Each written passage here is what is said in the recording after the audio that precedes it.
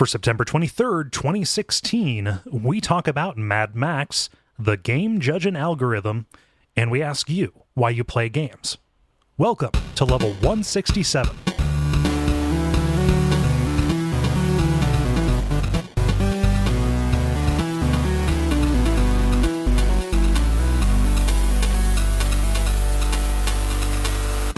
My name is Cole Ross. This is Jala. And I'm Ben Merkel. And you're listening to The Level. It's a podcast for people who love video games. Thank you so much for listening. I'm struggling to think of things to headline at the front of this. Dennis is still out traveling. In the cistern. What's that? Oh, right. He's down in the cistern. Yeah, we threw him down. He's in the oubliette. Yeah, there we go. Yeah. I forgot. Oh man, I should probably throw him some old bones or something. Yeah, he needs something to get himself a stock here going. Yeah. Yeah. Sounds grim. He would be included in that stock, it sounds like, if he's in a cistern. Hey, you shouldn't complain. Well, I've got another little bit of I've got a little bit of news too. It's kind of exciting. Well, for me anyway, it's exciting. Mm-hmm. For anybody who likes Azure Dreams, it's also exciting. I'm going to be guest hosting on PlayStation Power. It's a podcast about PS1 and PS2 games to cover Azure Dreams. We are recording this weekend, so it should be sometime next week. It will be out. I will be putting it on all of my usual social channels. You can follow me in all the places at Jala-chan to see when that is a thing. Yeah. So, yay! That awesome game I always talk about. I'm going to talk about it some more. Yeah. Very cool. Yeah, it's a lot of fun to guest on other people's shows. It's yeah. You just get to go there and be an Insta-Gator. You just there's no burden for preparation. There's no burden for really anything aside from just talking. It's great. I just imagined a gator on Instagram. That's what I saw. Yeah. But anyway, so this is the first time I've been on anything other than The Level, so that's very nice. I haven't even, because somebody asked me, have you ever been on Abject Suffering or anything? I'm like, no. Yeah. No, I haven't. I've been quarantined to The Level. So this will be my You say that like it's an active thing. We are pretty contagious. So yeah. Well, anyway, no, so I'll be doing that at some point. Very cool. soon. So yeah. No, that's cooler than mine. I replaced the foam on my ear cups on my headphones, which is nice. I saw that. I need to do that myself because my ear cups, they're torn to shreds and look like crap, and they need to be replaced so bad. Yeah, you never realize how corrosive ear sweat is. I mean, these are nice earphones. These are Sony MDRs. These are all that, but no, it looked like there was some kind of horrible leather sickness that was happening on the foam. It was a real terrible scene. Well, yeah, and see, with my previously mentioned lack of insulation in the pit of hell that I live in, this office has no insulation. It's also very hot most of the year. Yes, and so. But Ben, my building, the little building I record in, it doesn't have any insulation. Yeah. So it's worse. You're shack. You're exposed to the elements. I can't even turn on the air, so it's worse. Yeah, it's been a hot week this week. It's been a hot one.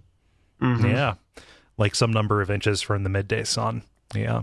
Something like that. Yeah. No. Ben, what you been up to? Nothing new, just old stuff. I don't know. I got a cool game to talk about, so I'm excited about that. But yeah. No, I mean that probably has something to do. It lines up with the heat, the desert qualities of areas, right? Mm-hmm. Yeah, there we go. I see what you play on Steam. Yeah. Well, spoiler alert. Yeah. I'll have to unfriend you to stop spoiling The Level for you. Yeah. It's fine. You saw what I was playing. It's okay. True. It's true. Yeah. So I don't see any reason why we should put that off. Going and talking about it. So we've got the usual kind of show for you. We have the brief, the multiplayer, the grind. Dennis is in an oubliette. And we're gonna get started with the brief. The Brief, where we talk about things that are happening in the world of video games around us. Jala, I want to hear your story because this sounds kind of cool. So, according to science, they might now magically have an algorithm that can predict player satisfaction with video games. But it favors white people. This is called GUESS, Game User Experience Satisfaction Scale. It's based on 9 subscales: usability and playability, narrative, engrossment, creative freedom, audio, personal gratification, social connectivity, and visuals. And it is a tool which is available under a Creative Commons license. Therefore, you can use it as long as you don't alter the original material. They are currently working to continue gathering data in order to further validate, hey, this thing really works. And then they plan to roll it out over multiple genres. So, whatever. What genre does it do now? I'm sorry.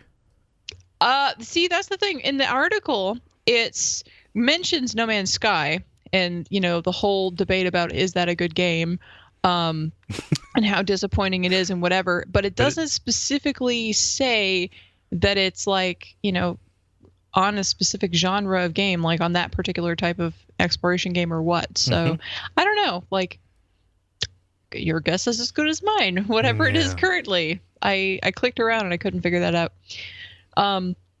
It is apparently being discussed in a forthcoming paper in Human Factors, the Journal of the Human Factors and Ergonomics Society.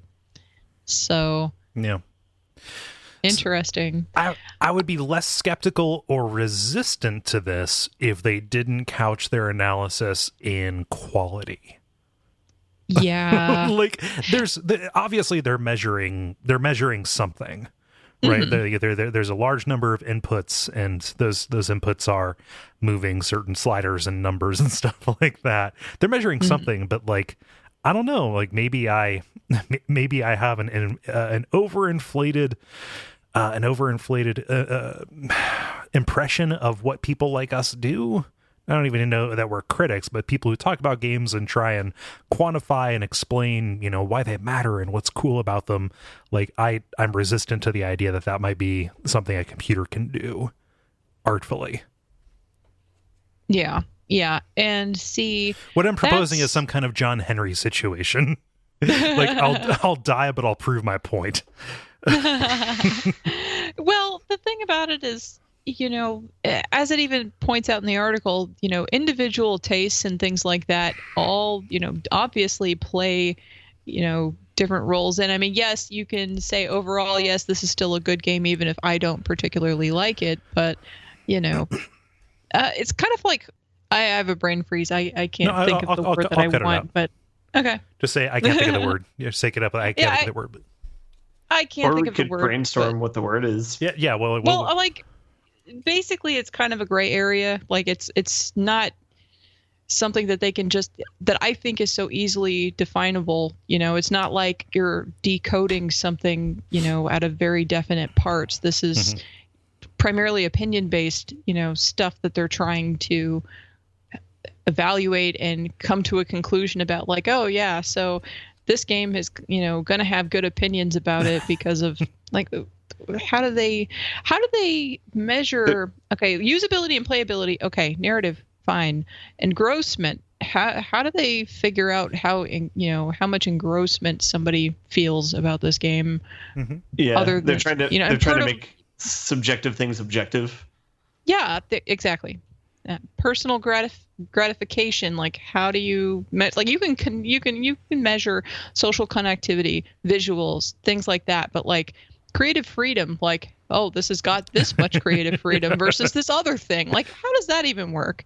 It seems like a fool's errand to me. Like I don't. Yeah. That's why I don't understand what this is all about. I mean, maybe psychologists can give the answer, but I don't know. Yeah. And so again, the fact that this is being couched in quality leads me to believe that somebody's going to pull this down because it's open source, right? And then just kind of like go around and make a like a Steam curator group, like here are objectively the best games or something like that. It's like, well, okay.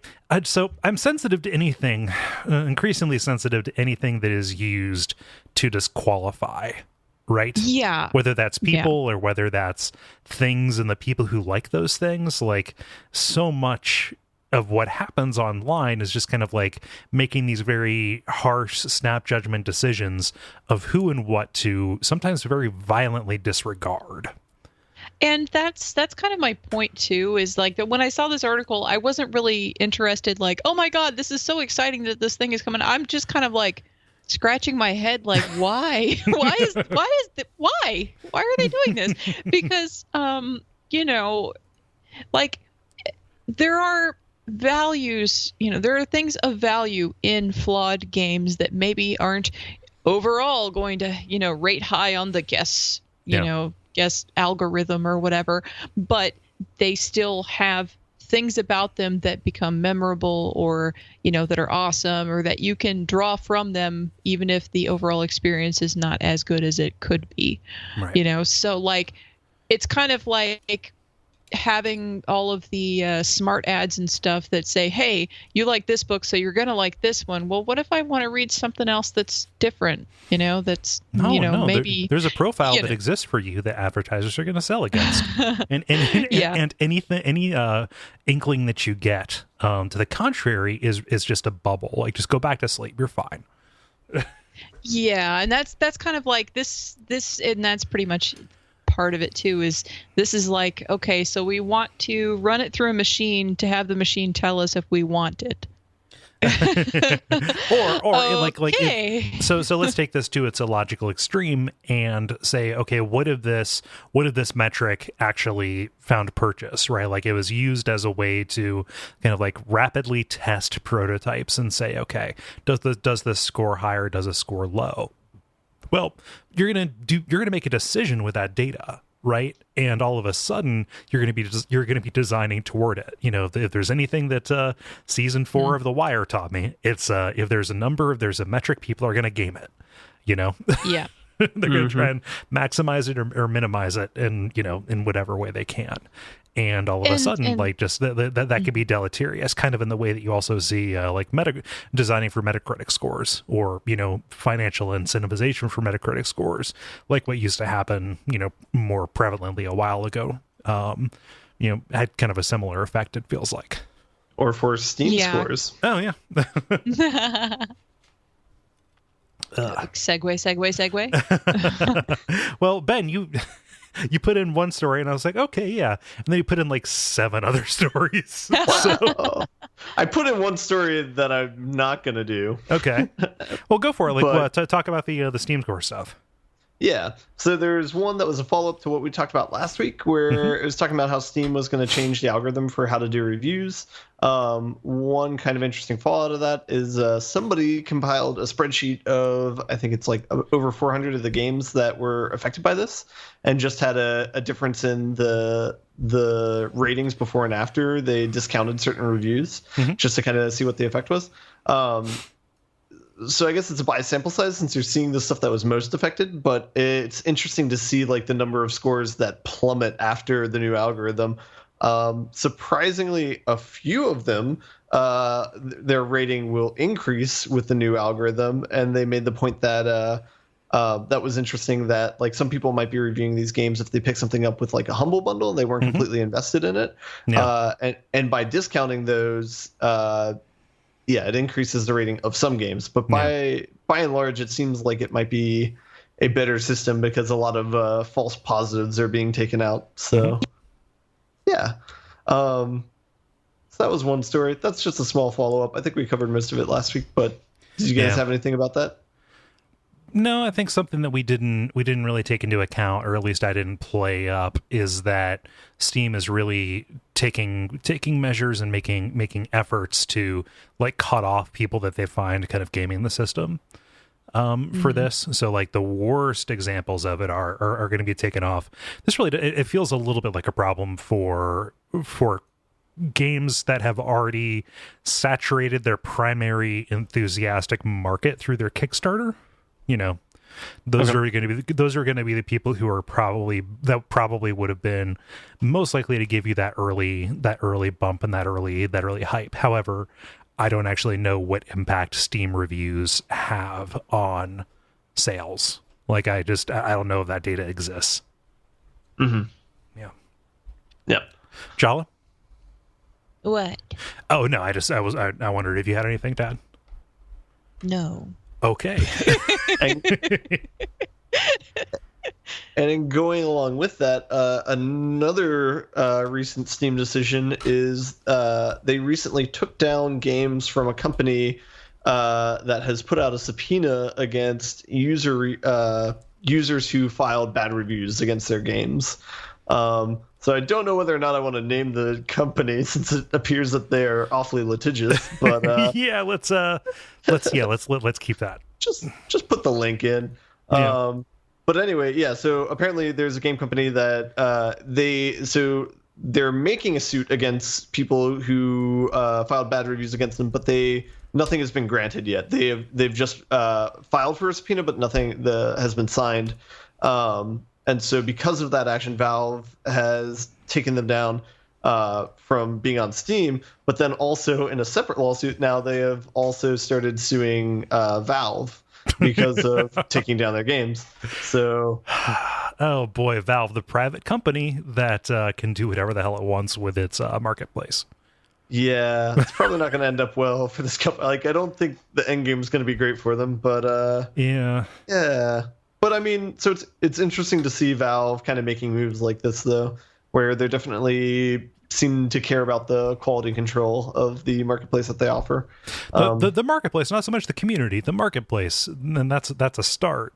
Yeah, I mean, at the very least, they're taking an effort to protect people who likely reviewed this game in good faith. Like, a bad review isn't necessarily grounds for having your information be made part of the public record, which is what would happen if this subpoena went through and the case went to trial. Yeah. Weird. Yeah. Do we know what the ground was for them filing this? Like, were these harassing reviews? Were these just straight up like negative, like, hey, don't buy this kind of stuff? Basically, are they suing for defamation for a bad review? It's a personal injury claim. Huh. Yeah. Weird. So take that for what it is. So bizarre. Yeah. So maybe we should have this be our perennial reminder of, be nice to one another. Don't sue one another. Yeah. Please don't. Especially or us. Sue us. Yeah. I mean, and I'll round us out with mine. This isn't necessarily a bad thing. So I don't know if I've talked about this, but I'm kind of shocked that come next year I'm going to be playing a Warriors game. Not like not like the Warriors, like the good basketball Rockstar team game. I am led to, or I guess the Warriors. That was an okay game, right? That was a good game, yeah. No, like Dynasty Warriors, Samurai Warriors, Gundam Warriors. Like just like those kind of like button mashy kind of ones, because the company that makes those, Kole Tecmo, they are making a Warriors game based off of Berserk, the manga and anime that informed a lot of Dark Souls and that I enjoy very much. And so you're going to get to play as Guts and the Band of the Hawk, and that's going to be coming out. It has a release date of February of 2017. So Yahoo! Yeah, so I'm going to end up playing one of these things. And so whenever I talk about this, or whenever I talk about the series, it has, especially in our community, it feels like a lot of backers and boosters, people who are like really into it, like, oh my gosh, this is so fun. My only experience with it was playing like some of the PS2 ones, like at GameStop in the demo machine, because we would put the game in and then have a wireless controller so we could play this stuff when it was, like when it was slow out. And just like for 2.5 weeks, it felt like one of my managers was like, oh man, I love the Warriors games. And I was like, well, I'm going to play it, but this, I don't get it or see it at all. So it'll be a very, I'm going to try and go at the Berserk one with an open mind, also hoping that the license will pull through for me. You should invest in a Mad Catz controller. Turbo. Yeah. Revolver Ocelot, I can tell when you're using one of those, though. Jala, which game was that in? That was the first one. Okay. During the torture section. Nice. Yeah. Jala, you said yay when I mentioned Berserk or the Warriors. Do you have experience with either of those? Berserk, but like, I'm just like, yay, because it's a solid series, and so like it'll be interesting to see it in that form. Mm-hmm. I don't have any experience with Warriors though. Okay. Yep, it's a real blind spot for the show. But yeah, that's like February 21st of next year, along with like Persona and stuff like that. Mm. Yeah. Ooh, can I just throw in one small tidbit of a story? Okay. South Park game got delayed until 2017. I saw that, yeah. Just throwing it out there, news. Yeah. I mean, well, did they give a reason, or was it just like, yeah, not done yet? I assumed it was just a quality issue, but I did not read the article. That is... Yep, it's that time of year. We're always around September. Yep. You get that stuff a-slipping. Multiplayer. Now it is time for the multiplayer, where we ask you a question and you answer it. Jala, you asked the question of the nice people this time. What is the question that you asked the nice people? Today I asked, why, God, why? Why are we even here right now? Why are we recording? And why do you play games? Why game? Yeah, why game? And yeah, so I think that, Jala, I gotta say, you stumped me. And I think you stumped a lot of folks, because most of these are very funny. So let's go. Lance says, because my particular arrangement of childhood traumas led me to escape into video games, and I never quit. Okay. Kudos for never quitting. Yep. There you go. Ben, what does Roop say? Roop says, simply to experience something that I can't from a more passive media, movies, television, for example. Yeah. Comparative media. Jala, what's Patrick say? Patrick says, a cycle of curiosity, fascination, and once I've been drawn in, compulsion. There are games I play because I've seen coverage of them and they seem interesting and fun, and others I play because of how much people talk them up, and I feel like I need to fill in the gaps in my knowledge of games. It's almost like reading or watching the literary or cinematic canon, but probably more time-consuming and less useful to other areas of my life. However, I have no regrets about playing through all 4 core Metal Gear Solid games last year for my first time before the Phantom Pain came out. What a rewarding journey that turned out to be. Yeah. Yeah, kudos for not giving up on that either. I mean, to be fair, you really would only want to give up about 3/4 of the way through 4. No, yeah. I think I like 2, but okay. that is a frequent topic of conversation. Mm-hmm. Yeah. No, but I mean, even doing all those in a row like that, that would definitely be a little fatiguing. Mm-hmm. Yeah. Robert writes, to experience narrative and cross-pollination of ideas. Games as a medium may still have a long way to go before they become as proficient at this as books and literature. But it's still wonderful to explore and interact with a viewpoint vastly different from one's own. It's part of why JRPGs appeal to me. I should clarify, I mean things like Earthbound, not underage Neptunia's Pantsu Densetsu 10. Jala, does that have something to do with panties? I don't know. I say pantsu, and that makes me... Yeah. Or is it pantsuits? Oh, well, that's just classy. Like that is versatile attire. Mm-hmm. Ben, what does Ollie say? Ollie says protection. You don't want to know what happens when I stop. You don't want to know. with many exclamation marks. That produced my very favorite thread of conversation for that day. Go look at my Twitter to see or my Facebook personal page to see the entire thing. Yep, a picture of the leprechaun from the Leprechaun movies is involved. Jala, what does Michael say? Michael says, I love using my brain for things, and video games are a great outlet for that. You can throw your mind all the way into any number of tasks, whether it's puzzles, violence against baddies, or hard-hitting emotional content. Games will get those synapses firing. Yeah. That's a good answer. Yeah. Yeah, for sure. I mean, it is, it feels this. So this is difficult to talk about. It's difficult to respond to stuff because people are saying things that I generally agree with. And to give you an example of where my mind goes at this, I was about to say, yes, you do use your brain when you play games, which brings to mind like something I would have written in like some overly defensive like essay I would have done in 9th grade. About video games. It would have been the opening statement. Yep. Oh gosh, let's see here. Greg writes, there's a lot of reasons I game, but I would say the two biggest ones are to have fun checking out a new and detailed game, and to lose myself in the world, or to blow off steam and relax after a long day. I do some multiplayer gaming with friends, but I mostly play solo. Yeah. Yep. Blowing off steam. And I love Sam's answer. Yeah, I'll do Sam's because it's so short. Sam writes, it beats staring at a wall. Yeah.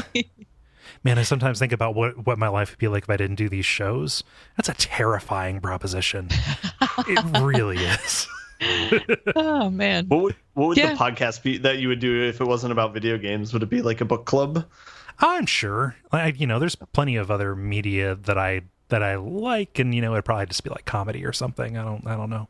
It's Futurama podcast. Yeah, maybe. Do like a Talking Simpsons thing, but with that, or with King of the Hill. Ooh. Let's see, Ben. What does Jarish say? Or Jaris says that's a really great question that I've never thought about before. They've just always been a part of my life. In fact, one of my first memories is going to buy an NES with my dad when I was like 3 or 4. Mm-hmm. Cool. Yeah. Stumped another one. I don't know if we stumped them, but it's like, oh, that's a valid answer. That's in line with mine. Like, I started playing really young and nobody stopped me. Like I had passive parents. Jala, what does Nick say? Nick says, when I was a kid, I played because it was the 90s, and what kid didn't play video games then? When I was a teenager, it was to escape school stress and hang out with friends online that otherwise lived too far away to visit sans car. In college, it was purely for release and drunk bonding with friends. Now that I'm an adult and a father, it's more to bond with my kids over a shared interest and look at games from a teaching constructivist view. It fascinates me the myriad of ways games teach us how to learn their mechanics, but also how we can use those methods for learning outside of video games. Solid answer, buddy. Yeah. Solid answer. Yeah. For sure. You have such thoughtful listeners. Yeah. Games and teach that one's us. Got like the whole circle of life. I just feel like, like I did, Hooray. Yeah. Graham writes, there's a certain satisfaction I get from playing video games that I don't get from any other artistic or entertainment medium. It's a no-brainer for me. I've been playing games forever, so it's just something that I love to do that's very meaningful. Sorry, meaningful to me. Yeah, there we go. Yep. I mean, God, if I'm being honest, it does boil down to habit. Yeah. Ben, what does David say? David says, because 29 years ago, my dad got an NES to give himself something to do while trying to rock my colicky ass to sleep at 2 a.m. Addiction started early and never left. See, there's that habit. Can you get ass colic? I don't. That seems upsetting to me. Like from a fundamental level. Jala, what does Derek say? Derek says, I play games because they have the ability to take what's good about other media and crank up my investment in it. I'm just as passionate about games as I am cinema or music, but games always shine a little brighter in my mind because of the personal commitment I have to make to them. I can appreciate someone else's book, painting, music, or movie, but games leave me with a sense of ownership over the experience. Every game feels like my story. I totally did the buddy Jesus like finger thing at the end there. Not that anybody saw that, but I had to report it in. Every game feels like my story. Yeah. Yeah, make it yours. Games do that. Gus says, When times are good, it's my favorite form of entertainment. On the flip side, when times in my life are dark, it is a combination of therapy, empowerment, and escapism. Yeah, see, I have lots of responses to this very question because I had a lot of thought about it before I wrote the question. Yeah. So are you seeing the stuff like be represented here, or? Some of it is represented. Yeah, I'll wait till the end until we're done talking about everybody else's. Yeah. Let's see, Ben. What does Tim say? Tim says, age and stage. Growing up on the NES, I found fun and empowerment to be intoxicating elements. Being 5 to 8 years old, a game with good controls, and the one that gives you the power to do things you couldn't, like Double Dragon, muscly fighting, or The Legend of Zelda, unsupervised adventure and exploration.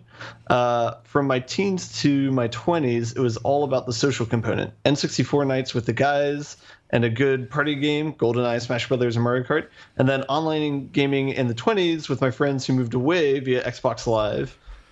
Now in my 30s, I'm resigned to gaming for my own private pleasure, usually calm games, no pressure games like Animal Crossing, or heavily story-driven games like classic JRPGs. I can relax within a comfy chair at the end of the day. Yeah. Yeah, I've got to admit that at least recently with all my marathon training, I've been playing like as much as I can, anything that is just stress-free that I don't have to worry, because I have to execute so much, like discipline and focus and whatever intensity on all these other things that I do. Yeah. So by the end of the day, after I'm done, like running forever in the day and working and painting and whatever I'm doing, by the time I get to play games, I just kind of want to just chill, Yeah. Have you played Flower before, Jala? No, I don't know what that is. It's by the people who made Journey, but that's like probably the most relaxing game that I've played. So. Yeah. Okay. I'll have to look it up. That game company. Yeah. Jala, what does Steven say? Steven says, for me, it's the most interesting way to experience a story. Even though games more times than not have subpar plotting or writing, the ability to affect some kind of change like The Walking Dead, or even just be the finger that pulls the trigger in the linear story like The Last of Us, has surpassed most entertainment I passively watch. Also, Dark Souls, because somebody had to put it in there. Well, yeah. I mean, he saw like we went through a lot of responses before that happened. So good for us, I guess. Yeah. Ragavan says, I don't know, smiley face. It's always just been my natural calling.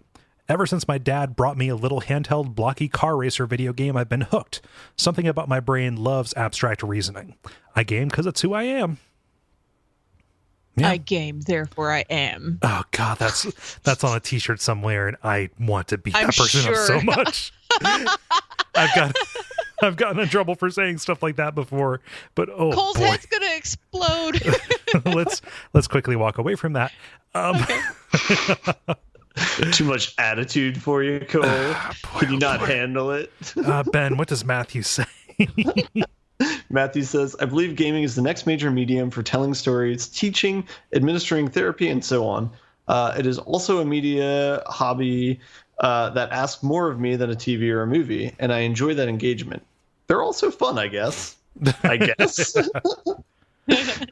it depends on what you're playing. There are, there's an increasing number of games that maybe they're not necessarily fun, like they're cathartic, but they're not fun. Like there's a lot of weepy indie games, I go through, you remember there have been parts of, times when I've been on the show and I'm like, so I played a bunch of indie games and they're all sad. They're all sad. What's wrong with this? They're all depressing. It's the Papa EO problem. Yeah. Yeah, they're not always fun. So depends on what he's playing. Yeah. Jello, what does Paul say? Paul says, playing games has always been the escape. I feel like that should be in caps. Anyway, they help me drown out the fighting and breakup of my parents. They help me explore different worlds while laid up with lifelong chronic illness. They still do. They inspired me to make art and music, even if it was to draw an exact copy of the NES Metal Gear cover or studying the Ninja Gaiden debug sound test and trying to compose music like that. They still help me unwind after a tedious day at work. Aside from reading, I think it's the media that has meant the most to me. P.S. I'm the same Paul as met some of y'all in Austin. I just changed my profile picture a lot. I think I might count as 3 of the Pauls who occasionally write in. Oh, God. Just so he is the major contributor of the many Pauls. But even Pauls still, it feels like so many Pauls. It just, perception is reality, Paul. I'm going to need you. I don't know if I met this Paul. Did I meet this Paul? Maybe he was. Yeah, he may have just been there on Saturday. Yeah, I think he was at Kung Fu Saloon. Oh, okay. Yeah, well, and that was kind of a fracas. Yeah.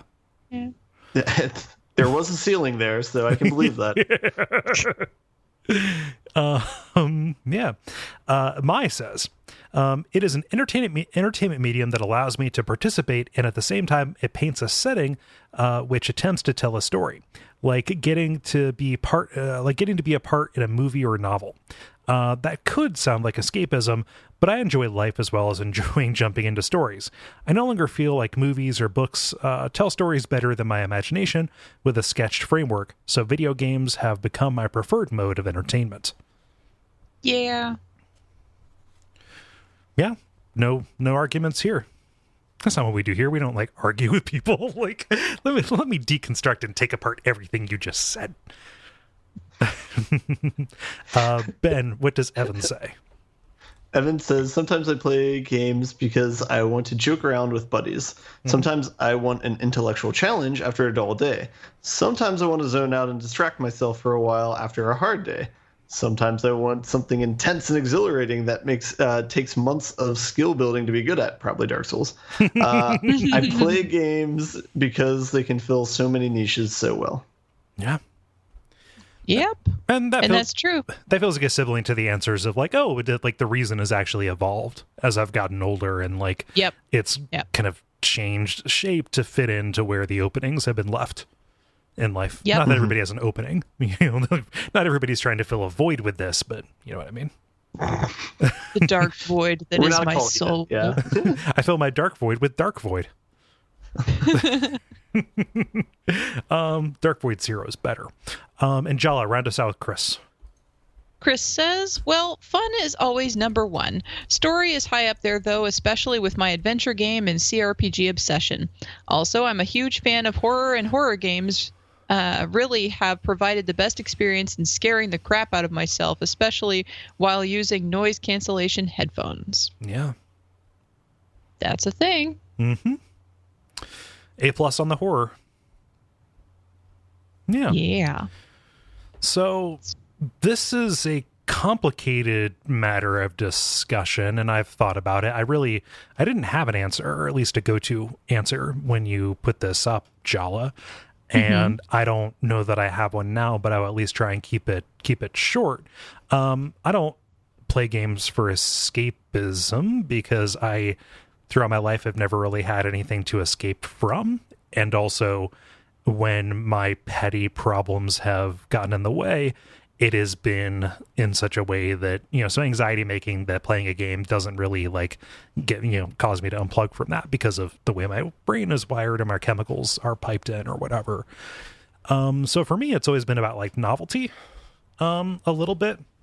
And for kind of borrowing an experience from the creator and settling into that and kind of not zoning out, but zoning in on kind of a more limited possibility space with rules and systems, while trying to drink in, atmosphere and mood and stuff like that. And when I look at any of the games that have kind of really drawn me in beyond just my brother played Mario Brothers when I was little, it's almost always something like Myst or something like Silent Hill or something like that.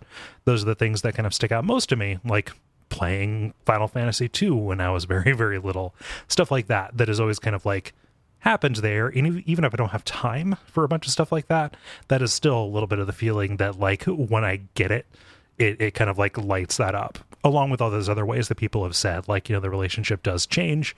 And I'd be lying if I said right now that I didn't play games either out of habit or because that's just what I do. both for my job and because, fuck, this is media. It has been media and kind of a mainstream thing for as long as I've been alive. So, I kind of want to fire back and say, well, why do you watch movies, you dummy? Yeah. I don't really watch movies, to answer you. No, I wasn't even talking to you. I was talking to the hypothetical person who, like, if somebody hurled this sentence at me, it's just kind of like, I don't know. Why do you consume any media? Yeah. And the answer is, I don't do any of those things in exclusion of the other. It's all there. Ben, since just in the order that we went through the round here, how about you? Yeah, I think my answer probably echoes a lot of the answers on here. I definitely think part of it is a social component, and a lot of this is depending upon the type of game. But I can totally relate to N64 nights when I was a kid in elementary school and playing like GoldenEye or Smash Brothers or things like that. Smash Brothers, I still play to this day as a social game, the N64 version. So I think those games have always been there, and that's always definitely been one part of gaming. I think in addition to that, there's just like good quality games that just come about every year or two that everyone should probably play, that are just like great experiences, like both Portals, for example, or like Last of Us, for example. Just things that are just really polished experiences that are kind of unlike anything else. And then the third part is just like a dopamine machine for certain games, where it's like a easy sense of completion and an interesting enough world, and the rule set is interesting enough that it's worth exploring. But I definitely think some games like the Grand Theft Autos or any sort of game that I've tried to beat to completion has definitely a big component of it is that. So yeah. Cool. And Jala, you asked this question, and I is this related at all to the brief question that you brought in? Or the brief story you brought in? No, it actually wasn't. Oh. But I guess you could tie it together. I've got a theme going without even trying. Yeah. So when I was really, really little, I actually didn't play games all that much. Like I played games. I played games, from as long as I can remember. However, I mostly did when I was sick or it was raining because I was outside a lot. When I was a little bit older, my family moved and we didn't have much money. We didn't have, it was a really, really rough situation. We lived in a ghetto. It wasn't safe to go outside. Stuff at home was really bad. And so I'd hold myself up in my room and game all the time and read books and stuff. And at that point, it was escapism. Like at the beginning, it was just something to occupy my time when I couldn't go outside.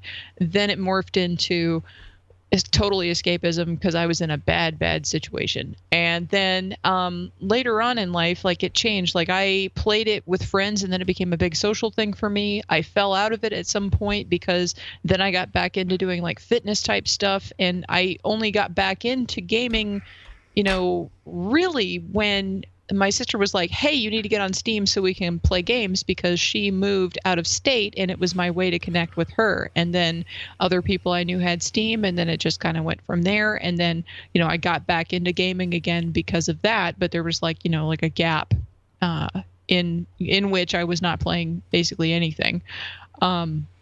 Like I was doing retro gaming every once in a while, but it wasn't a big part of my life. So it kind of like has floated in and out of my consciousness depending upon where I'm at. As for now, like I play games presently, if I play anything single player, I almost always want something that's just going to be chill or, kind of like an interesting story or something fun to explore, because since I was little, I've been a storyteller. I would read mythology, tell my sister and other people bedtime stories and things like that, write, all different kinds of things. So I like stories. I like reading. I like exploring. Like in my real life, I like to go places and do things. And I do that in games. I poke around everywhere and I have attention to detail looking at all the random stuff. So, that's exactly, like the way that I approach video games when I'm in them is the same way that I approach how I live my life day to day. It's just a way of seeing new perspectives and exploring places that I can't otherwise explore because they're made up. And it's also why a lot of times although there are games like fighting games and things like that I play that are very, precision and perfection of technique, based games, a lot of them that I prefer are ones that are about exploration, stories, settings, sensations, or just, they're just fun because they're just really mayhem. It's just mayhem. Mm-hmm. And again, as I mentioned earlier, it's kind of because I create art and I do all different types of physical training that require all this focus and technique and whatever. So by the time I get to gaming, I just want to like chill out. And a lot of times it's almost, it's almost half and half social time for me. Like I play about half co-op and then half whatever else. So, it's a way of keeping in contact with people and just hanging out with people who I can't hang out with otherwise, when someone lives in another state, there's only just so much exchange you can have, without having like a point of reference. Yeah. So you have to create that point of reference. And if you have a game, you have a shared experience. And when you have that shared experience, then that becomes, a place where in-jokes are born and a place where you have really good memories about, hey, remember we were doing that thing and then this happened, Yeah. And it's also an excuse to like make a plan together too, Yeah. Mm-hmm. And so, that's kind of like where it is for me now. But, overall games kind of fill, they have always, filled a different role depending upon where they are in my life. But they're a lot of, very much my social time, and just kind of like chill out time. So, Yeah. That's why I play them. Yep. I mean, I think the common thread is that the reason changes. Mm-hmm. It really does. Awesome. Well, thank you, Jala, for putting that question out, and thank you, everybody, for responding. There's been some question as to, whether we will do something different with the way we accept these questions. Right now, we've thought about it. We've looked at other stuff. The best way is just going to be Facebook. Having that one way to get the stuff in here, it is the simplest. It is the fairest for listeners to know what to expect. It is the least labor intensive for us to have to go and grab it from a bunch of different spots. So that is going to be the way we look at it. If a response gets pulled in from here or there, and down the line as kind of a courtesy, Yahtzee, but like going forward, that's kind of the expectation we want to set, is that there's that one place for it. So yeah, you can participate in this by going to facebook.com/thelevelpodcast, and those go up on Tuesday afternoons or early evenings. The grind. Now it is time for the grind, where we talk about the games we've been playing over the past week or so. Ben, since you mentioned at the top of the show having a cool new game that you've been playing, I would like to throw it to you first. Yeah, I also mentioned this in the Slack channel as well, so I think everyone knows what it is. But there's a sale for WB published games this weekend, and so on Steam, and so there are a lot of deals on Lego games and the Batman games, and then there was also a deal on Mad Max, which was a game that came out like about a year ago, after the movie came out. I think a decent amount of time after the movie came out, but kind of flew under the radar. I think it had lukewarm reviews for when it came out. Mm-hmm. I hadn't heard too much about it, but since it was on sale for $10, I thought that was a reasonable price, so I decided to pick it up. It ticks your boxes. It's open world. You like Mad Max, I believe? Yeah, the movie was awesome. Yeah. Sure. And I knew little or nothing about the game going into it. I think this is weird. I just remembered like a Reddit post when the game came out about another game company sending them like a congratulations on shipping a game. Like that's my only familiarity with the game at all. Yeah. And then it's also, it's open world, as you mentioned. It's also made by Avalanche Studios, which is the same company that makes the Just Cause games. Oh, shit. Yeah. And so it is very much in the same vein as that. It's basically a different skin on a game like that. So it ended up being really enjoyable. I've played it a good amount already. I think I played it for maybe 10 or 12 hours over the week. But it's very much in the same vein as Just Cause games. It's a giant open world map. The visuals are very beautiful. There's amazing draw distance on the game. Like some of the scenes are just very photorealistic, and like I don't remember seeing skies as beautiful in this game and many other games, which is like a weird thing to notice. But then it's also similar in gameplay to Just Cause, where a lot of it is about area control. one of the unique things about this game, and this is a mild spoiler because it does happen in the opening cutscene of the game. One of the really interesting things about this game is the boss of this world, the bad guy of this world, is killed in the opening cutscene by Max. Just, like you have no interaction with it at all. He's killed. That's it. And then you start the game. Yeah. So it's kind of very subversive for most game dynamics. And so is it you kind of like taking care of the aftermath of this kind of this power vacuum and the chaos that happens after the figurehead goes away? Yeah, so even though the main bad guy is dead, you still have this entire like society still supporting this person. And so it's very similar to Just Cause 2, where it's like you're walking around a country and trying to take down the power of this like regime that's like built up. It's the same thing in this game. You're trying to like limit the control that this dead boss has on this world. And so you do that by like taking down bases or by taking down, they have these things called scarecrows, which are basically like towers that you can knock down, similar to Just Cause. There's a mission where there's like convoys that you can race towards and take down. But it's kind of similar to a Just Cause or Far Cry like game in the terms of you're walking through a map and completing area that has things that are I guess abstracted like problems where it's like this is a base section or this is a race section. But it's pretty fun so far. Yeah,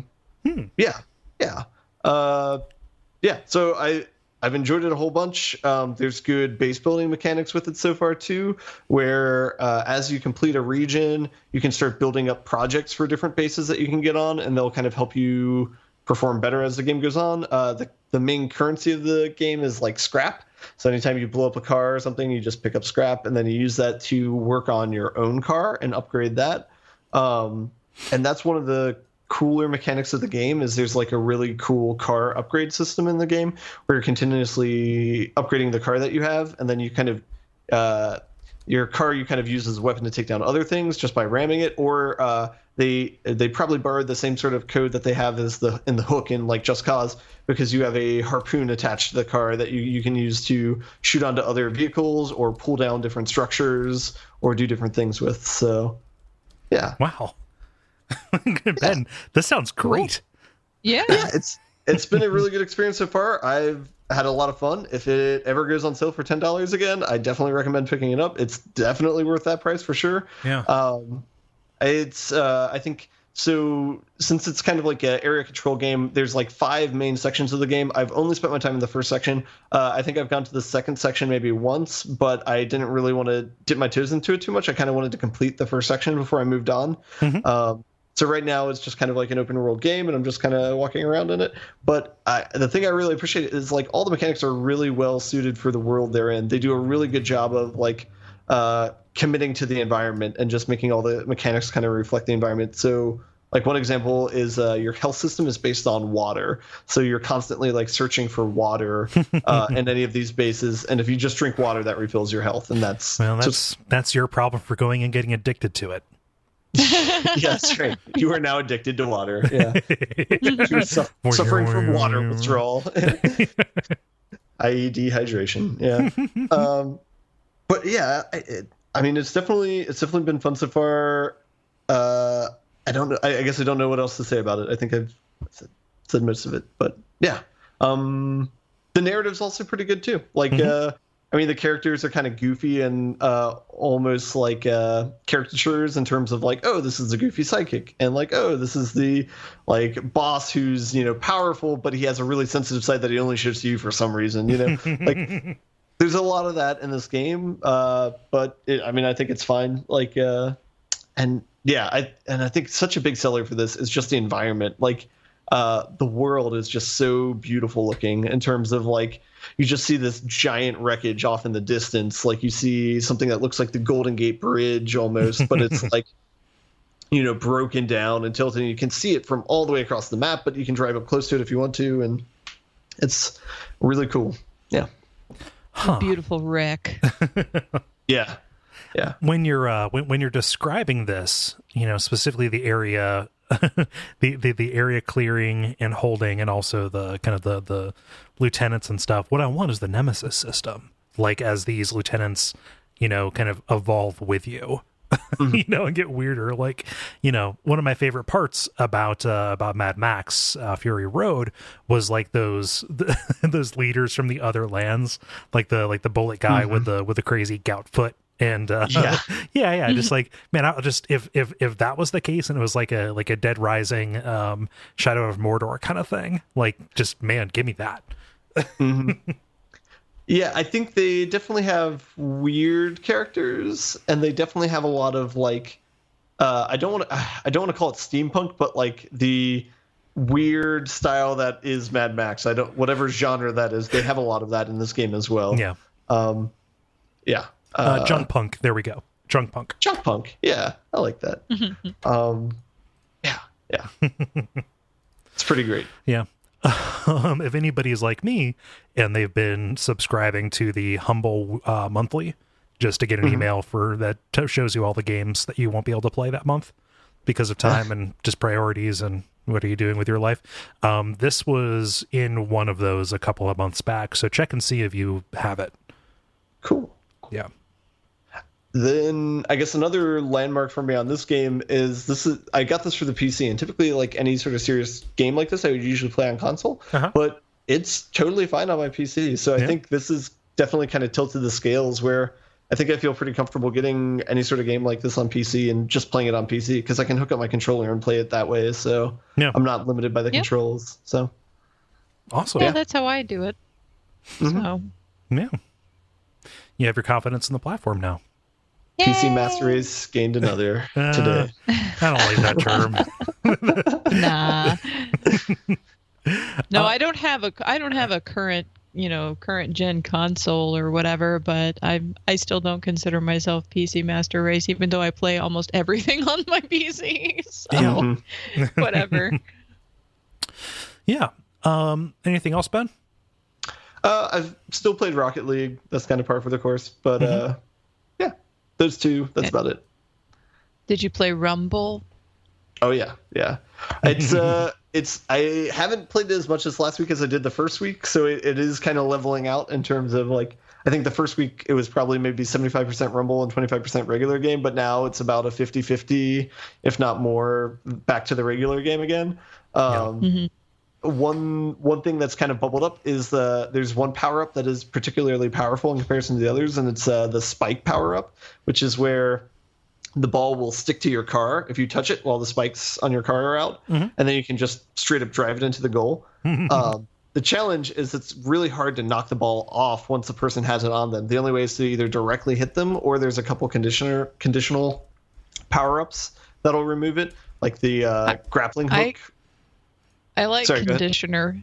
I like conditioner power ups. It's a conditioner power up. It makes your car hair really smooth. Yeah, you have to make sure not to use it every day though, or else it gets gross. Yeah, well, that's fair. One thing is, to totally derail it, on Instagram there's some kind of an animation filter or something that puts like a wig with flowing hair on it, and I see all these people who have like birds, like budgies and stuff, and they put like this wig of flowing locks on a budgie. So like that's what I'm imagining when just these cars with liquid snake hair veins. Yeah. Sorry, I totally derailed that. No, that's fine. Worth it. And I guess one other thing noting in Rocket League is I did spend another $5 to buy another set of 5 keys to unlock items for the cars. Get anything good? Oh no. This week, no. I think I just got mostly decals. I guess I got one animated paint decal that was cool, but animated paint. Yeah. It's like you can choose decals for your cars, like in any other game where it's like a skull on your car or like whatever. But they have animated decals, so it's like a dot matrix pattern, and it'll like I don't know, it's like animated. There's one there where it's like snake scales and the colors kind of like move on it. No, it's like iridescent. Nice. Yeah. But I think the other thing is you can trade stuff up too, the same way that you could before, but now the upgrade has added like new levels to the tiers with what you can get from the crates. So again, I don't know how much I'm going to invest in this game, but right now the grand total has been 30.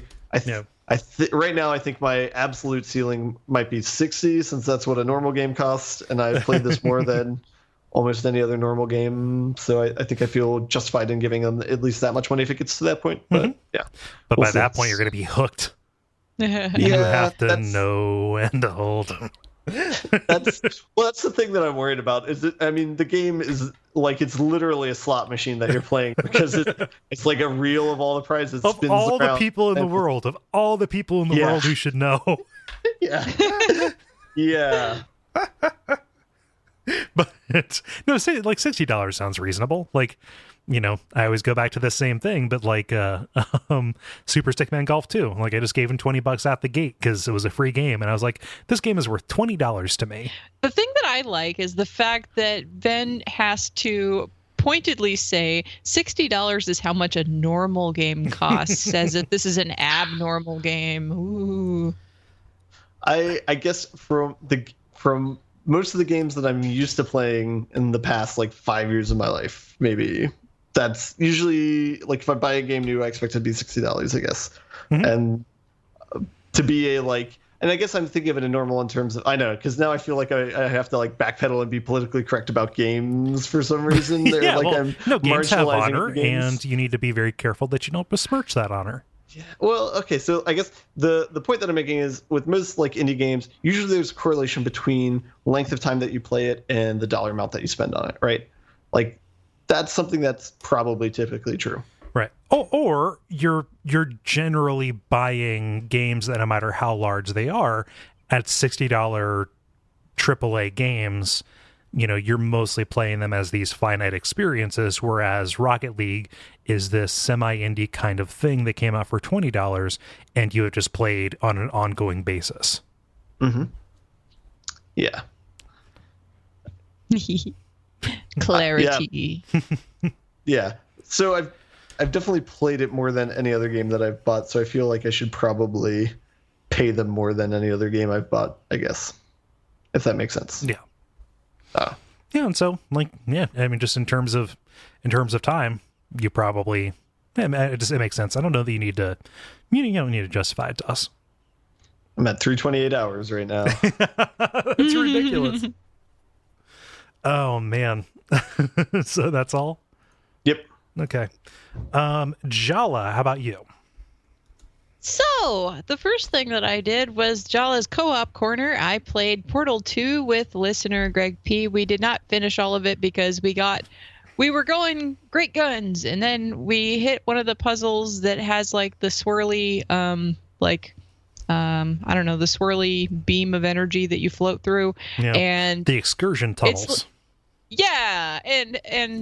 And here's the thing, that particular puzzle that we got stuck on is the same puzzle that I've gotten stuck on every time I've played co-op with. Oh yeah. So like, the thing is I never remember from time to time what the hell the solution is, and we haven't looked it up yet or anything, but we just kind of were like, he was looking at it, I was looking at it, and I'm like, do you want to just like rage quit right now so that way we don't get like, table flipping mad about it? And he's like, yeah, that's fine. So he's like, okay, well, we'll try it the next time when we're fresh. And if we still don't get it, then we'll go look it up and then move on with life, So I'm like, just you wait until we get to the gels. You haven't even seen anything yet. At least the gels are a very small portion of the co-op. Yeah. But anyway, so we just stopped there, and then we just didn't end up getting back to it because busy. Also, I streamed Resident Evil 6 with Sam. We finished Chris and Pierre's campaign, and we also started Ada Chapter 1. Oh, you're going for it. Well, I asked him what he wanted to play in what order, and I explained to him, what Ada's campaign is like, and because it is kind of the connective tissue between everything, and also my favorite campaign is the Jake and Sherry campaign. We're ending with Jake and Sherry. Okay. And so we're going to do Ada first just to get that out of the way. So there. One fun fact, though, I didn't know this before, but Simmons' body imaging credit was for a Mr. Rocco Spinelli, which sounds so much like a generic gangster name that it was so exciting to me to find out that this man's name was Rocco Spinelli. That is That is the best. That makes me so happy. Simmons is the creepy scientist who ends up working for TriStar, right? Simmons is the national security advisor. Okay. Yeah, it's been a long time since I played that game. Yeah. So he is the national security advisor that has the pimp ring. Yeah. So anyway, as national security advisors do. Well, see, I also say Chris has a pimp chain in that game because, like, for some reason he has a gold chain with like a big charm on it in the beginning and the end of his campaign. So anyway, those are the two co-op things I played. I have not found the Lion of Space. He has been missing from my life for a couple of weeks because the what of space? I'm sorry. Lion of Space. Space Lion, also known as Jonathan, listener Jonathan. There we go. Yeah. Sorry. The way you said it sounded like it was something from the game. I was like, wow. No. I was flipping back through my Rolodex. I know the optional weapons get a little goofy, but no. So anyway, the other thing that I played is okay. Let me explain first why I played it, because I had somebody ask me, why did you do it? I was going to go and sit down in my office and play a game, and then it started to rain, and I had taken a shower, and my office is a separate building, and I would have to go tromping through the backyard to go to said building, and I didn't want to. So instead, I loaded up my Vita, and I said, okay, what's on my Vita? Oh, Steins Gate is on my Vita. So I played Steins Gate. I did the prologue anyway. Right. That is as far as I could handle it for the day, and I didn't get like mad at it or anything. I'm not like mad at the game, but I can see where I could potentially get mad at it or get bored, really, more than anything, I think. And it leads with such a bad foot. and see, I think you had said something like that before, so that's why I was just kind of like, okay. And I was making my usual commentary on Twitter. Oh my God, my Twitter followers are awesome. They make such fun comments, and we have fun conversations about things. So, anyway, whenever I'm posting stuff from my Vita on Twitter, it's a good time to check my Twitter. So playing the game so far, the only thing I have learned is that I'm a fucking weirdo. Yep. I'm full of myself. I have a flaky, genky little sister-type friend who follows me around to force me into exposition for the player's sake. Mm-hmm. I'm paranoid, self-proclaimed mad scientist guy who talks to myself and carries on about some organization that nobody knows what the fuck he's talking about. Mm-hmm.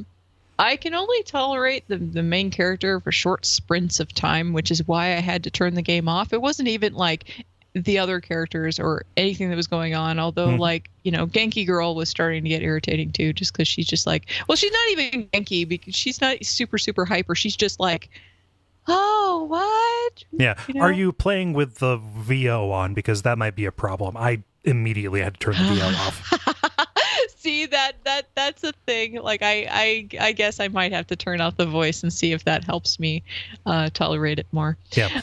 I will say it gets better later on as the characters become less outsized. Like I eventually started turning it off and on as things started getting more serious. Gotcha. But yeah, like just as, you know, especially as something that you can skip through as just text to make it go faster. You know, it ends up being better. Yeah, well, like I said, I'm not mad at the game. It hasn't done anything to make me flip tables or anything, although some of the listeners are anticipating me doing so. Yeah. But it's just I'm not dreadfully excited about it so far. So like I see. Go ahead. I'm sorry, I didn't mean to interrupt. I was going to prescribe a course of action, actually. Okay. Well. What I intend to do is, because I see elements that seem like they could be very fun. The thing that is making me disinterested is the fact that, okay, my very often mentioned burnout on the kinds of anime archetypes that are in play. Like these archetypes are being used so predictably so far, at least in the prologue, that like, I have no interest, because if I can start predicting all the ways that the conversations are going to go and things, like it's I lose interest. There's nothing there for me. It's like mental masturbation to hear it again. I don't need to hear it again, you know? Right. So that's the main problem that I have with it. That's it. That's the only problem I have with it. So if I go through chapter 1 and it seems a little bit more tolerable, then, I may continue to play it. But otherwise, I will set it down before it makes me mad, because I don't intend to do that. This is not a game that I felt like I wanted to play, and I feel obligated to go through and beat it. With Danganronpa and VLR, I did, because there was so much time spent talking about those games even before I got a hold of them, that I just wanted to see for myself till the end, and so I could have a fair judgment of what the content was for me. But in this one, it was one that I was looking at before you had mentioned it, Kole. And so, I was thinking about it, and then you had played it, and I was like, okay, well, maybe I'll go ahead and pull the trigger and buy it, Like I maybe would, maybe wouldn't. But I'm not super invested in seeing the whole thing through if it starts to bug me. So, you can now prescribe that course of action at your leisure, sir. Okay. So first I would say treat it like you're reading a comic, not playing a game, because in spite of the fact that there are multiple endings that you can get, it's very clear what those are going to be. When it's going to happen, like it asks you, are you sure? Are you sure? Are you sure? And then you go see them, and then you go back to your previous save and then go toward the true end. What I would say is watch the anime, at least the first 2 or 3 episodes. They're brief episodes. They're like 22-minute kind of things. And don't worry, I got you on that, if you're interested at all in like the story or where it's going to go, because it at least shows you the very early on stuff about how this gets cool. And then I would say, if that doesn't get you, just go play Life is Strange, because it does some very similar things with time travel. And, so if one doesn't work, then then the other might. Well, here's the problem with me watching anything, and I've said this before, and I'm honestly not joking. I really will not watch something if it's over 10 minutes unless I've got somebody watching it with me. So like if it is, so like if I can find a way to make somebody watch it with me, then I will watch it with someone. But otherwise, I'm not going to sit for 22 minutes staring at a screen, not doing anything. Yeah. It's not going to happen. It is a digest version that will actually like show you a little bit about these characters, and you can. It makes it easier to get to the point where you can say whether or not this thing is going to be for you. Yeah. See, like I think I'm more likely to just play through the game and go, ugh. And then just, like, honestly, just play through and go, ugh. Like, okay. I'm not mad. I'm just like, ugh, okay. Yeah. Whatever. I mean, so far, I have no judgment on it yet, because I haven't gotten anywhere yet. I only did the prologue. So it seemed like it took a million years to get through with the prologue. But yeah, it definitely, like I said, it doesn't lead with a good foot. Yeah. Like, it just doesn't, it seems like it's sort of trying to be like an action-ish oriented, opening, but then it's just kind of drags on. The pacing's not very good, I think, is what I'm trying to say. No. It like repeats some stuff that will not become, whose kind of significance won't become relevant until much later.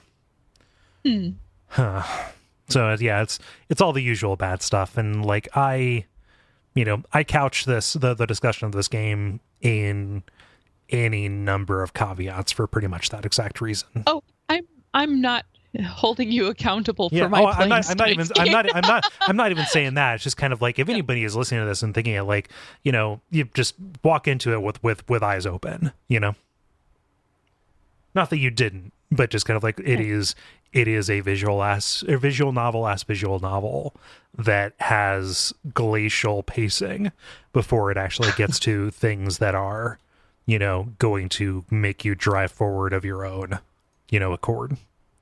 Yeah. So the beginning is like 1950s glacial pacing, and then the middle is like current glacial pacing. I don't understand. What?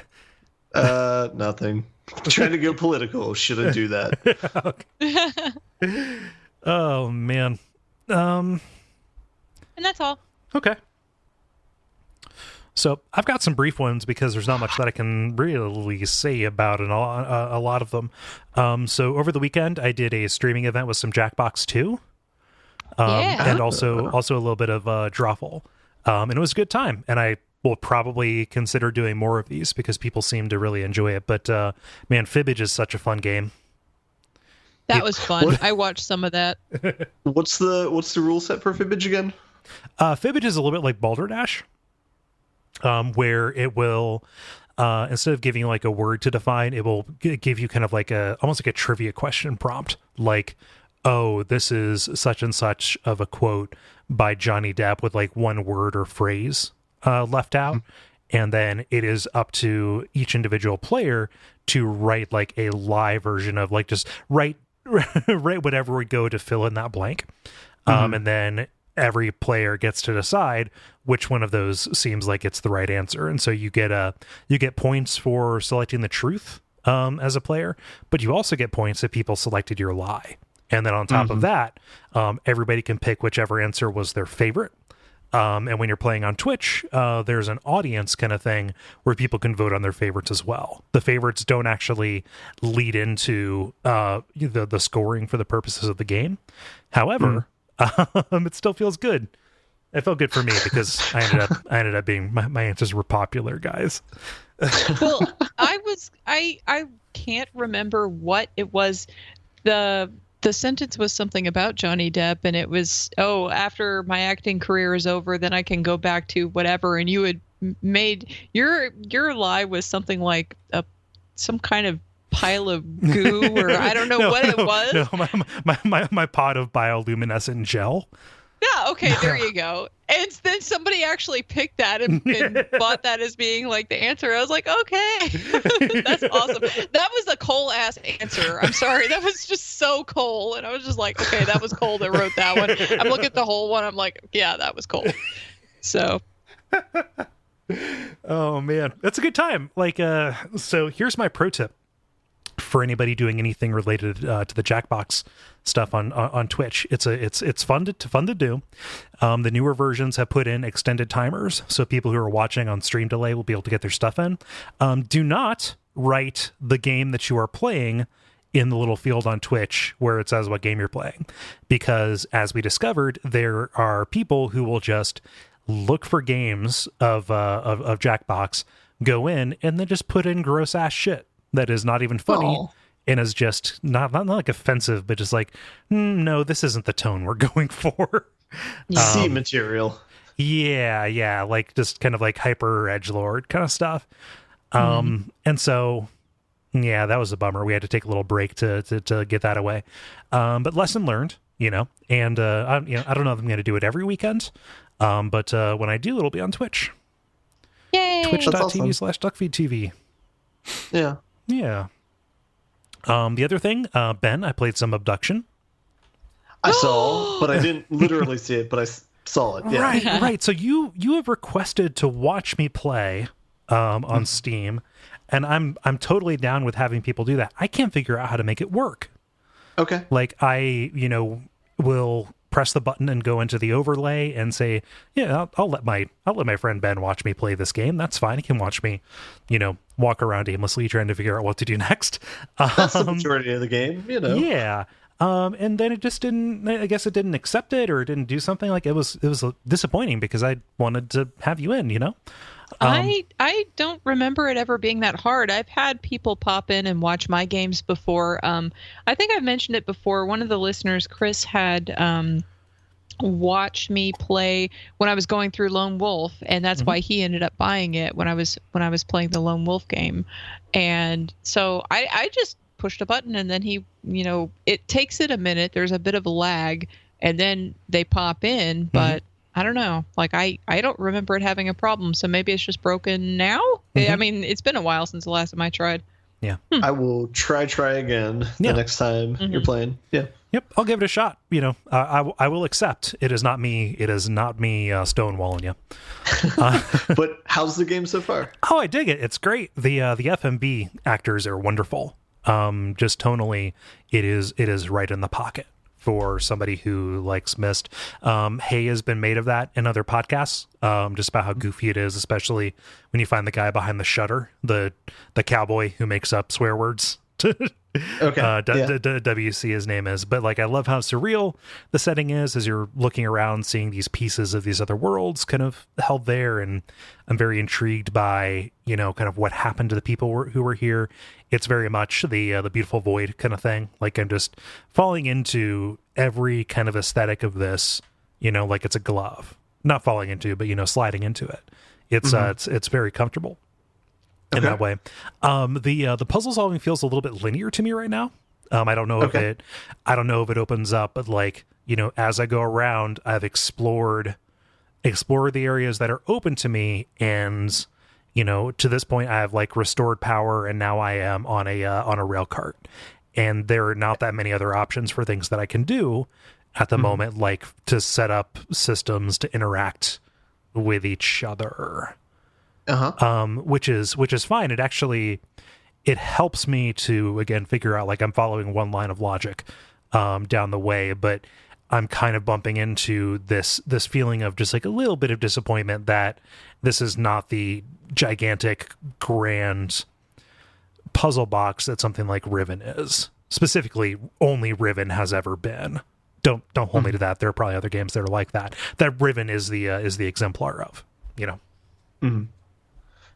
I will say that the game's kind of paced like I think of it in terms of computer science of like searching through a list, and like every time you find what you're looking for, the list increases in size, and so then you have like a larger area that you need to search over, and it's kind of like what the game feels like, where the beginning part, it kind of eases you into it, and there's only so many places you can go because it's, you know, you're pretty isolated at the beginning, so there, you know, you kind of push through puzzles pretty quickly at the beginning, but then it kind of grows and grows, and it gets harder and harder to figure out where you need to be. And that's part of the experience. But it could be that it might open up more for you as you keep playing, maybe. But yeah, it's not bad. It's just different. It's not what I expected. I also don't have the frame of reference of Riven, so I don't know what that one's like. To compare to. I mean, The Witness is kind of a more symbolic version of that, of what Riven did, from what I can understand. Just in terms of, you know, you're in these disparate areas creating these solutions to stuff that ultimately feed into this island-wide and worldwide thing, right? Yeah. So, who knows? There's nothing to lead me to believe that it's not here. It's just not apparent to me yet. But I dig it. It's really great. Yeah. And the other thing, which I can't say too much about just yet, just because I'm afraid Jala will play it because it's a visual novel that I played. Phoenix Wright, Spirit of Justice came out a couple weeks ago. That's on a system I can't play, though, right? Okay. So it's fine. Next week, hey guys, I bought a 3DS. Like, Jala, no. have you learned nothing? Don't trust Kole with these. And before somebody corrects me, I know Phoenix Wright is not a visual novel. However, it is a very word heavy. Yeah. Jesus. But no, it's more of the same. Like, I haven't gotten to anything that is too terribly different. But the first case in any of these games is always pretty basic in terms of what it introduces. So this game's hook is that Phoenix is traveling in this kind of feels like a Himalayan or Southeast Asian kind of country that is kind of run by monks. Think like Bhutan or something like that. And they hate lawyers. In fact, their entire legal system is kind of bound around this high priestess who is able to divine and see the last moments of any of the murder victims, and then she just interprets that and hands down summary justice. And so, the legal system starts out being this really alien thing, but Phoenix says, wait a minute, no, this isn't fair, and we're going to go in, and then it becomes just a regular ass trial. Okay. Yeah, and there's go ahead.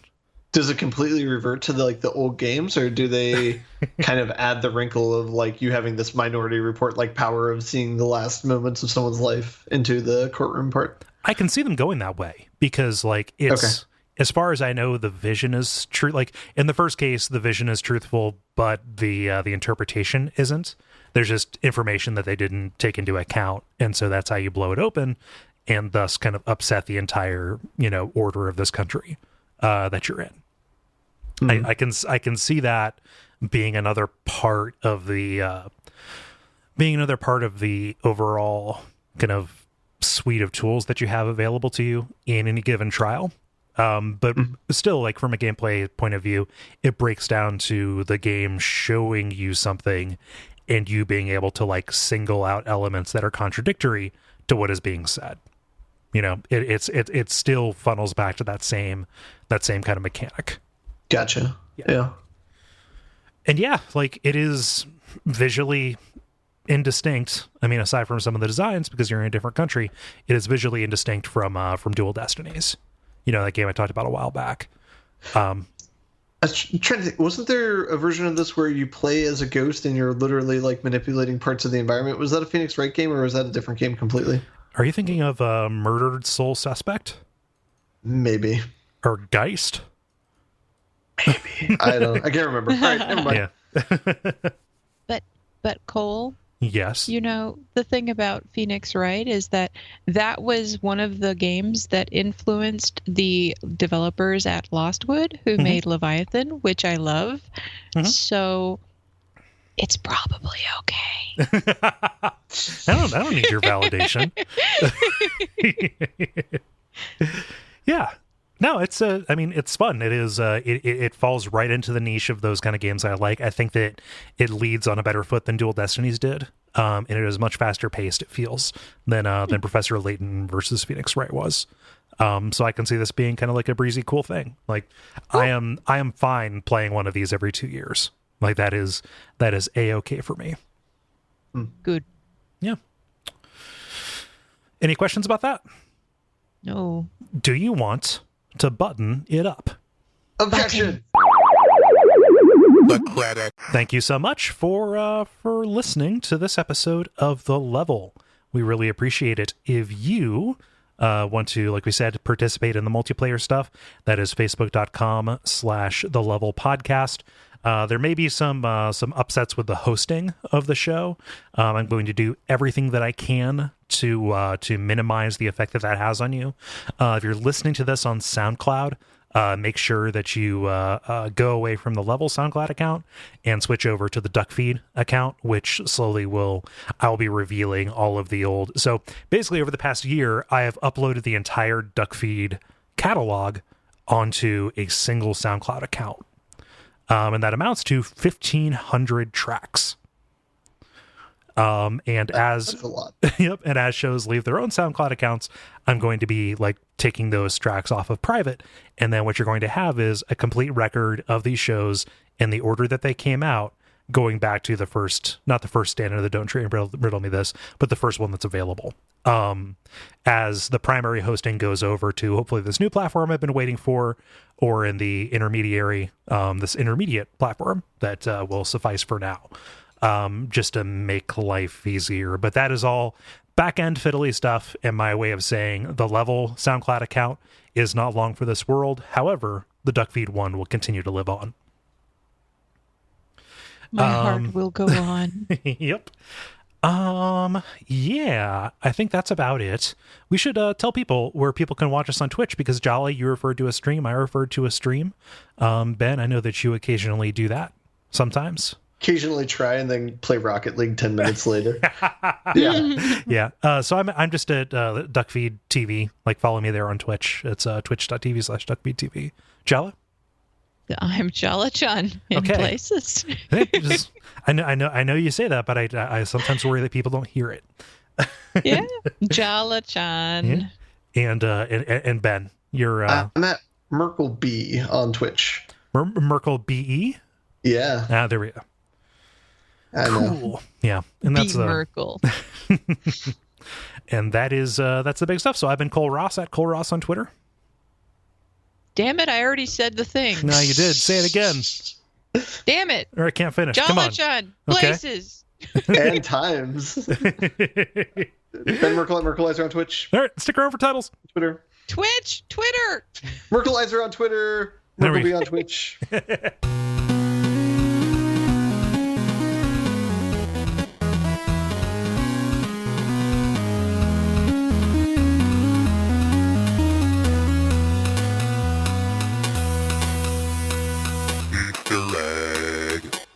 Let's see here. Who has titles?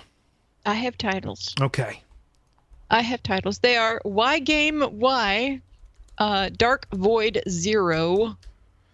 Okay. Water Withdrawal. Conditioner Power Up.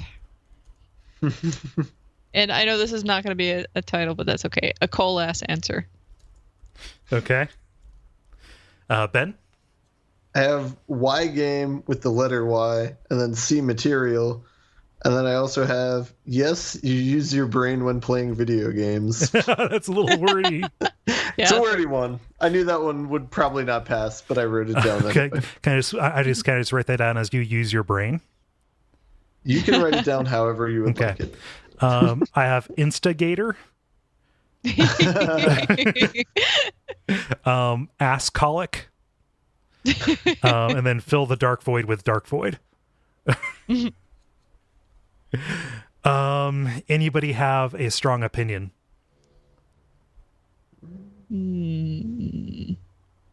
Instigator makes me giggle because it's a stupid pun. Yeah, I like Instigator as well. Ben, how do you feel? Yeah, I'm fine with it. Okay. I have no strong opinion of one over the other, so. Awesome. Well, I'm going to go to bed. More accurately, I'm going to go play Phoenix Wright in bed. I'm going to go play Mad Max. Have fun, man.